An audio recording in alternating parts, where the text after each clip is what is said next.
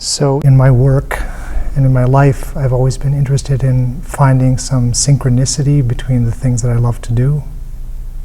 And I'm an architect, and I like to meditate, and I like to do different kinds of practice. And photography was always sort of a hobby.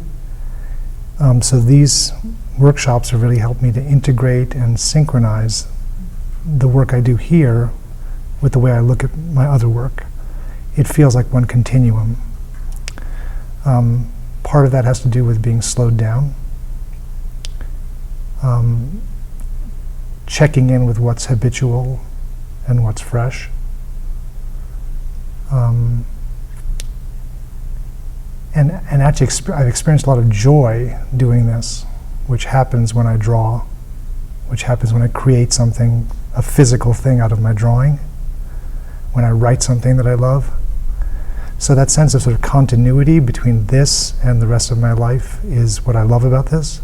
I've already seen how this has correlations to the world of painting and writing, for instance, that I'm involved in. It's the same thing. It's staying true to the experience that you're having and letting that express itself, kind of beyond personality. So, in that sense, it's a true art in that, anyone from any discipline could come in here and feel right at home because it's all getting to the same thing. It's like, it's mirroring back where you're in the way of the creative process. I had a lot of educational overlays that was preventing me from being authentic in my photography. And that's why I was finding it very difficult. And I find a lot of people do that with photography. It wasn't just me, but there's a lot of affectations. People turn their photographs black and white to make them more arty looking, apply filters, try to achieve, the look of their favorite photographer, or, make postcards. So Miksang and studying Miksang made me able to be more authentic in my photography. And I actually started loving it again, which I hadn't done for many years.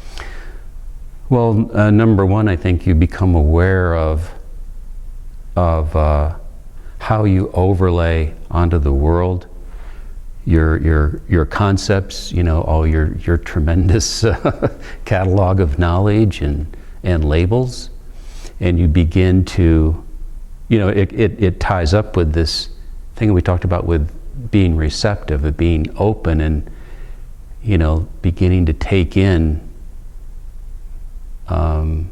what presents itself to you. I could say something is red, but what's the experience of red?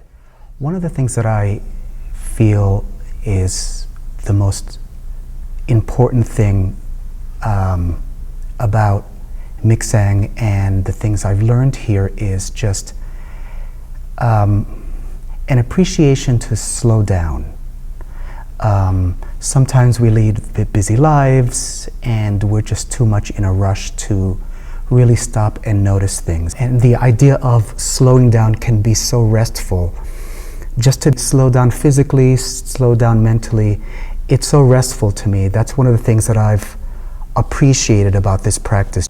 Stopping, taking a moment to just notice the world as it is. So for me, the photography is completely incidental. Just happens to be we're using a camera to see things or to record things or express things. But for me, it's been this sense of when I walk around, when I go through my most mundane activities to the most profound activities, I'm looking more, I'm seeing more, I'm alive more. I feel my body's presence in space. So that's just made my life a lot richer, whether I'm actually having a camera with me or not. I happen to have a camera with me more now than I used to, so I take photographs more than I used to. And in situations that, on the subway, I'm just sitting and looking down. It's like, oh my God. You know, I didn't typically do that in the past. I'd have a specific place I was going. Now it can be anywhere. So I think I'm noticing the world in a richer, more layered way, and it has brought me a lot of joy.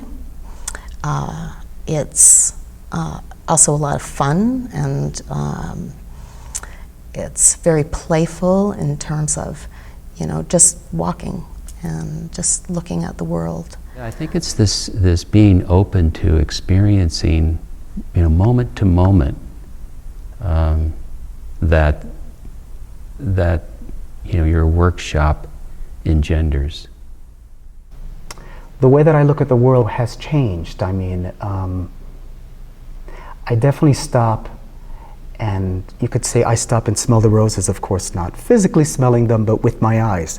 I'm able to appreciate some more of what I see, rather than just to gloss over something. Like, for example, when I say gloss, I mean look at something and immediately think, oh, I have it figured out, and moved on, rather than just stopping and landing there, just appreciating it for what it is before moving on. It has made me more present.